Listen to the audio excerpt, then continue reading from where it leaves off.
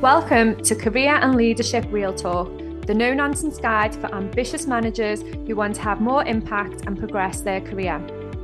I'm Pamela Langan, a job search coach and expert CV writer specialising in helping frustrated professionals land the jobs and pay rises they know they deserve.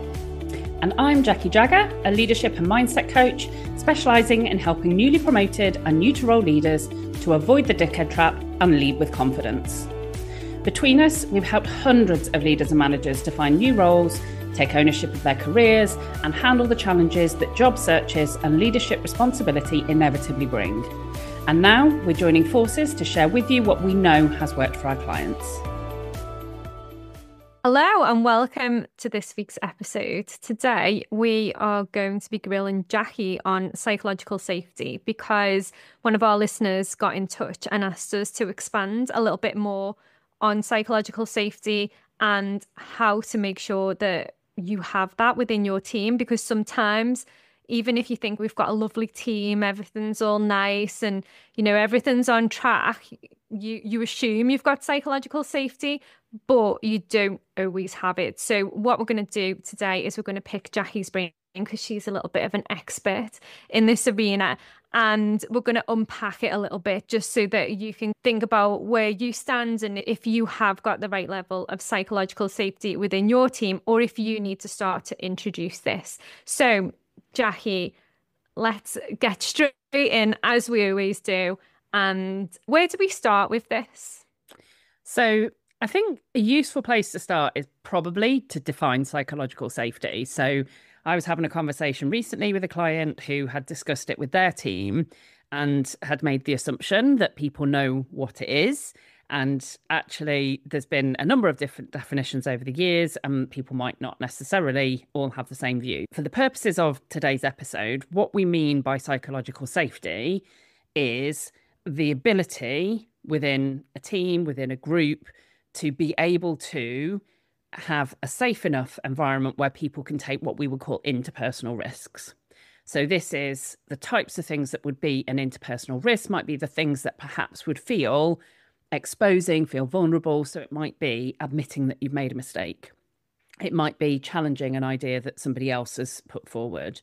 It might be asking what you think is a stupid question.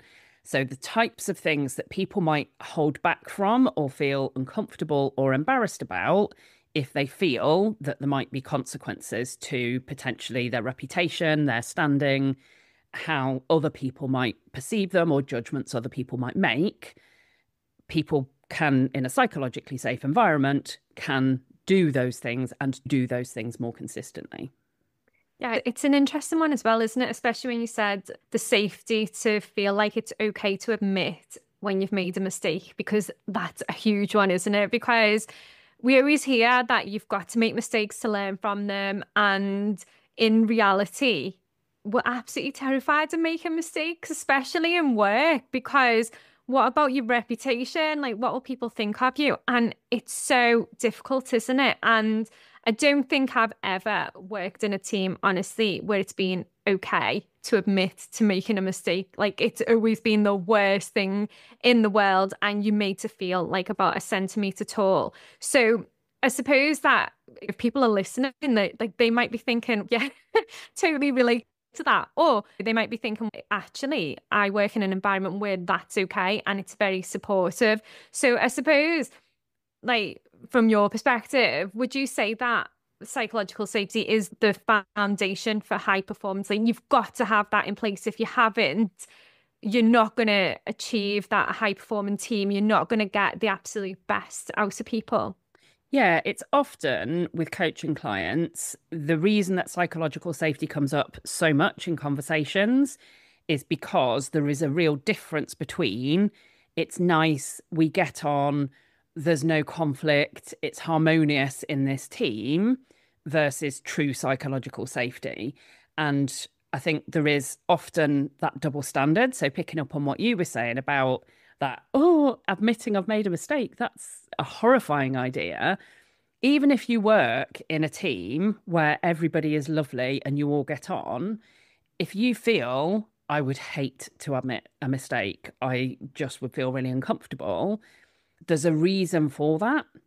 And I think often there is a double standard where people are happy with this kind of surface level harmony, and it feels difficult or uncomfortable to push beyond that. And that's why psychological safety is the foundation and why it comes up. Because when I'm talking to leaders about how to get the best out of their teams, if everyone just gets on and everybody's nice and people don't want to hold their colleagues to account or don't want to pick apart different plans or don't want to admit mistakes that they've made, you don't get beyond that surface level. You get a degree, and sometimes performance can be fine, but you don't really get the actual performance level that you could get until you go that next level down, until you get some real true psychological safety. And so that is a process that has to happen over time. It can't be overnight, but you have to find ways to start to create more of that healthy challenge, more of that admission of we need to learn things, we need to do things differently. Not everything is perfect in this situation in order for that to be able to happen. Yeah, this is all really powerful stuff, isn't it? Because I suppose once people do feel safe in those situations, you can get so much more from them.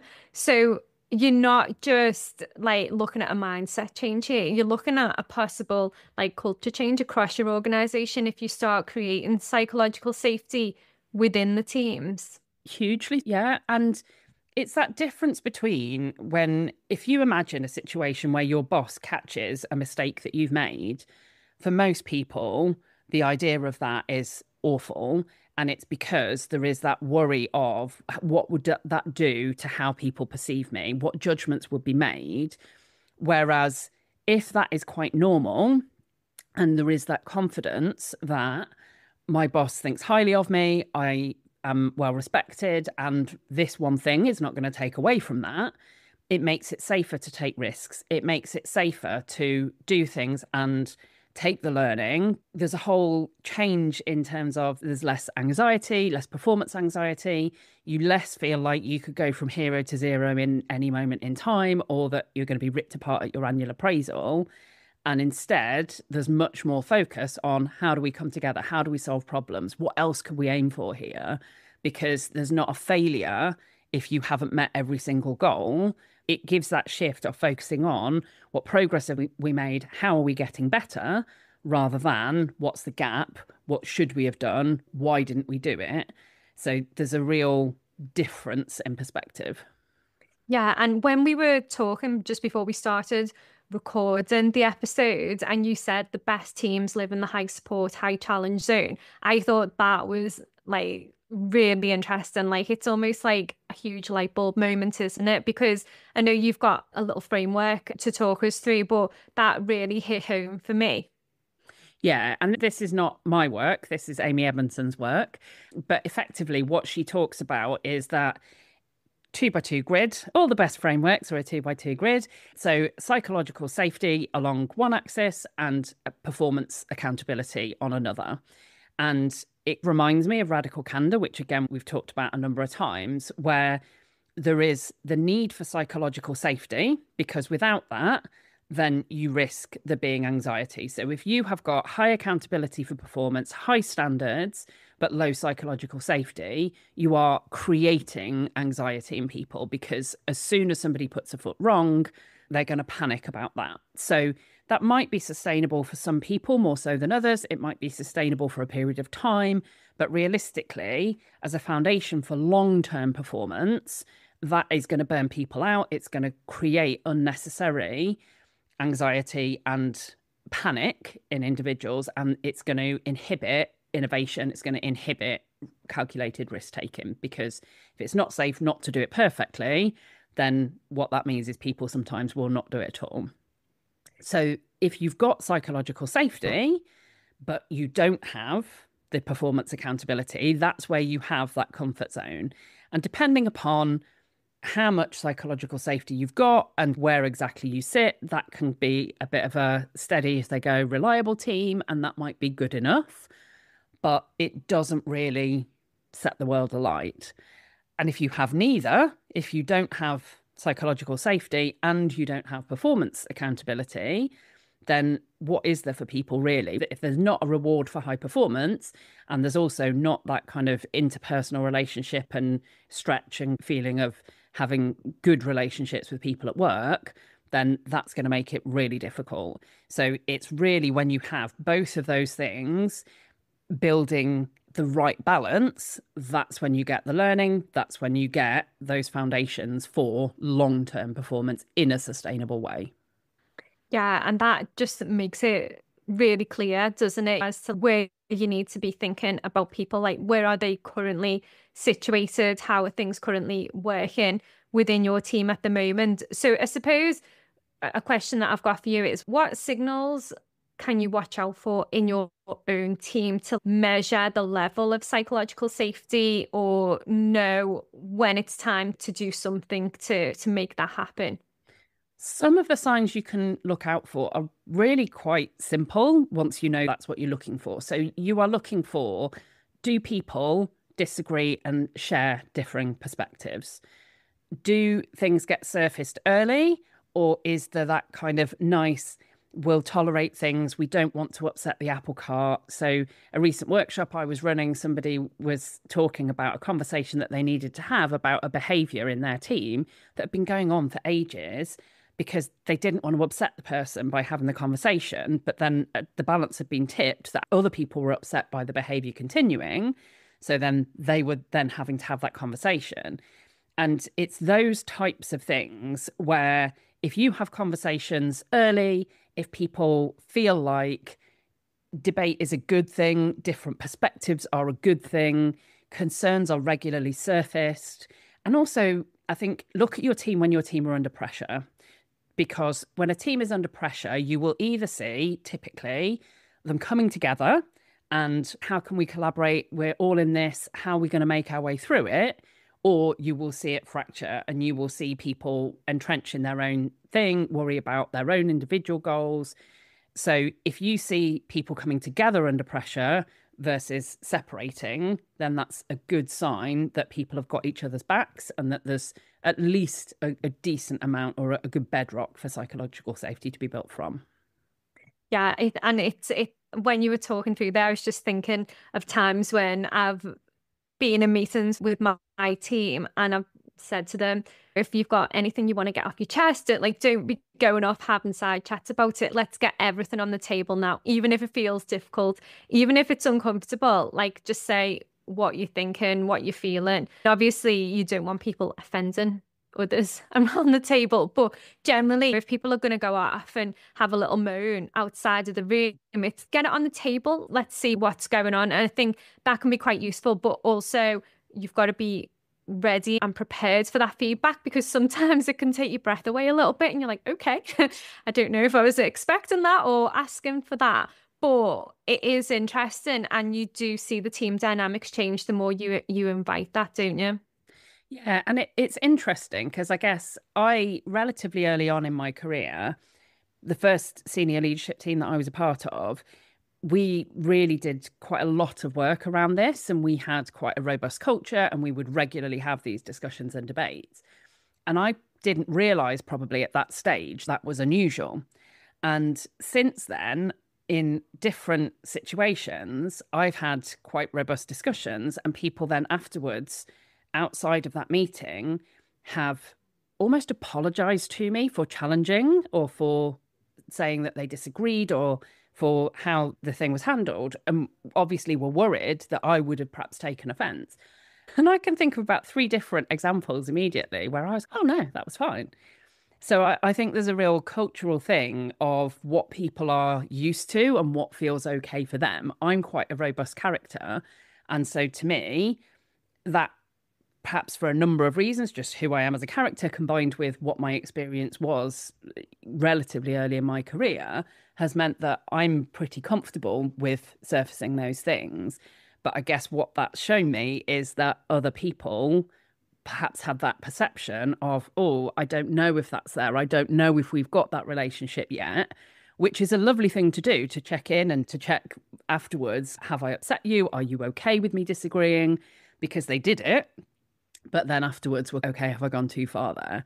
So, yeah, I think it's really interesting to perhaps question yourself of how comfortable do I feel? Do I role model some of that challenge? Do I introduce that? Do I set the expectation? That's how we want the culture to be within discussions and team meetings that we have. There's so much to it. Yeah, and I love that people would ask afterwards because I think that can also promote the development and the growth within the team because then it's yeah, that's absolutely fine. I didn't take offense to that. That was your opinion. You're entitled to share that. And I think that really does help with the development. So in terms of building this in practice, because it's easier said than done. Like when I think back to some of the uncomfortable conversations that I've had when trying to build high performing teams, trying to make sure that psychological safety is there. Like it can be uncomfortable, it can be difficult. You have on paper, it should be pretty simple, but you're dealing with humans with different personalities, with different levels that they will take offense at. So, how do you build it in practice? So I think the start point, often, particularly if you're talking about when you're leading a team, is to have some of that open discussion of what is psychological safety and what's our current view within this team. And I had a client that did this recently with their team of, okay, do people know what psychological safety is? What do you think it is? How much of it do you think we have? And that surfaced some really interesting conversations that perhaps people within that team weren't aware of it, didn't necessarily have that framing, didn't know what is it that we're aspiring to. So I think bringing people to that discussion together and having that shared agreement on this is what it is, this is why it's important, because it's the foundation for us performing to our maximum potential. And where are we now? Which bits of this come naturally to us, which perhaps feel trickier? And I think often that will surface. Yeah, we get on, we have some really good relationships. Maybe one to one, I might disagree with somebody, but I don't necessarily feel like we do it when we're in a group environment, those kinds of things. So you'll start to surface what we already do and what we could do more of to build this high challenge, high support environment. Yeah, and I suppose as well, when you're doing that, it's one thing you encouraging the team, but I think sometimes you, as the leader, if this is not something that you've been trained to do, if this is not something that you've been able to, I don't know, glean from a role model, then you might just be thinking, this is absolutely terrifying because where do I start? And I think to a certain degree as well, it can make you feel bad about your own performance because when people give feedback, when people share their thoughts and views and everything, sometimes you can take it personally. So I do think it's good to have that person to bounce off if you're thinking, well, I want to do more of this. I want to create this psychological safety, but actually I need it myself. I need to be really secure in myself. I think if anybody is listening thinking that, then Jackie is absolutely the ideal person to work with. And you can work with that on an individual basis, or you can let her loose on your team as well, which is always fun, seeing Jackie in action, doing some team coaching. So what else is there then that people can do or think about? So I think to that point, a big part of it is starting with being that role model, especially if you perhaps haven't had that. So be prepared to admit your own mistakes. And that can be difficult because what you don't want to do is undermine people's confidence in you as a leader. So I think sometimes that means that leaders hold back. But you can also talk about historic mistakes, things that you did in a previous role, things that you've done elsewhere. You can frame things in terms of lessons that you've learned. So it doesn't have to be, oh, I'm awful and I don't know what I'm doing. It can be admitting your mistakes when they happen, but it can also be talking about mistakes that you've made historically and what you've learned. And that just starts to sow that seed that everybody makes mistakes. It's normal. So I think that role modeling for other people of normalizing mistakes is a real key one. And then linked to that, I think it's also hold learning reviews, have conversations about what have we learned as a team this month, this quarter, this year. One of the things that we talk about all the time is reflective practice. And a big part of what leaders gain when they have coaching is that opportunity, that space to reflect, to learn, to be able to then apply things differently in future scenarios. So if you can create that opportunity for your team as a whole, that learning space and that reflection can be incredibly powerful.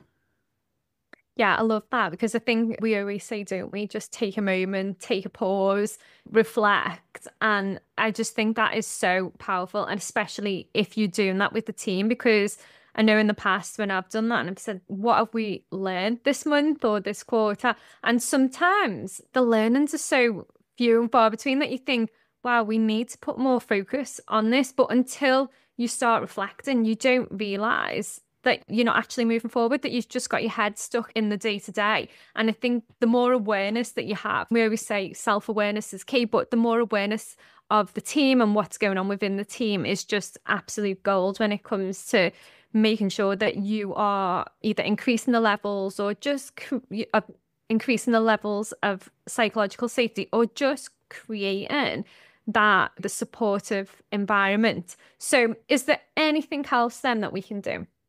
Yeah, so I would say those are some really good foundational practices.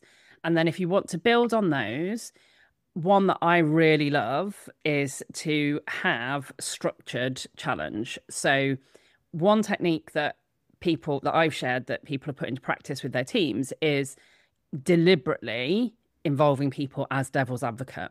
So you might rotate who holds that role, but within a team meeting, for example, within a discussion about how you're going to approach a project, you literally give somebody the responsibility. Your sole job is to tell everybody else all the reasons why what they're saying won't work. And what that does is gamifies this idea of disagreement because everyone else knows it's that person's job. So there's less tension of that's personal to me and they're critiquing me and my ideas, and more of that's what they've been asked to do. But also, you get everybody to take turns or to get involved in that, and you start to build that ability in people to consider what do I see, but also then they get practice in how they can frame it. Because finding language in terms of how to challenge or how to point things out in a respectful way is a big part of it. So instead of saying, I disagree, a really simple change is to say, I see that differently.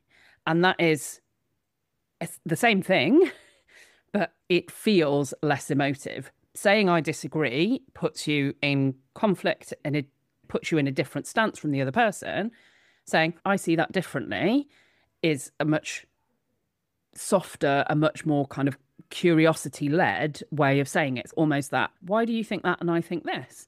How can we find what's really the truth if we've got these two different perspectives? So some of that framing and the language, but also really pushing people to have that expectation of offering challenge, disagreement, finding learnings, that's the foundational stuff that will allow that psychological safety to be built.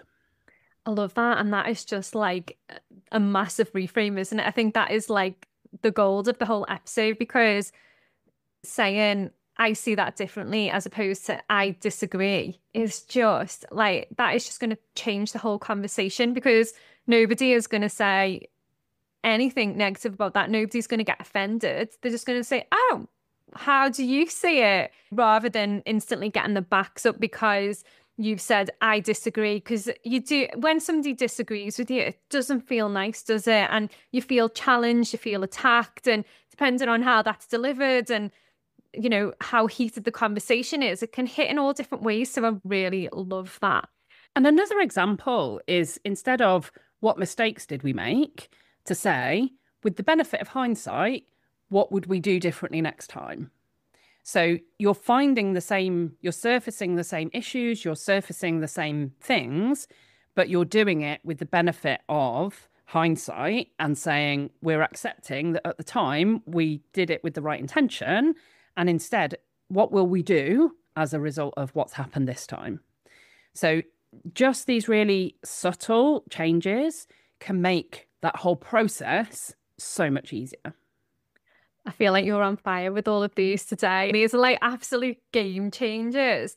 And I suppose that fits in quite nicely as well with the respond, don't react as well. Yeah, we've talked about that so many times, but the pause is where the gold is because that's the bit that allows you to consider. And that's one of the things that can inadvertently damage psychological safety. And we talked about that in the episode about making mistakes at work is if you react when somebody has done something that is, in your eyes, not ideal, if they feel blamed, judged, criticized, then that's going to damage psychological safety. If your approach is to take that pause and go, okay, let's come back to the reasons why later, but for now, what do we need to do to sort this? You are bringing yourself on side with them, you are being supportive, you're pushing them to find a solution rather than them feeling this is the worst thing that could possibly have happened. So huge power as ever in the pause. Yeah, I love that. And I suppose, like we've said, psychological safety isn't about being nice. It's having the courage to challenge and the confidence to support people. And too much of one without the other is going to create complacency or fear. So getting that balance right is super important to unlocking performance and well-being across the team. So thanks for joining us for this week's episode. I've absolutely loved this one. I feel like there's been some real key mic drop moments in there, some really good reframes. So we'd love to hear from you. Let us know what you think. Please share it with anyone that you think might find it useful. And as usual, don't forget to rate and review us on your favorite podcast platforms. And if you are looking for some coaching around this for yourself or for your team, then get in touch and we will be able to give you all of the different options that we've got.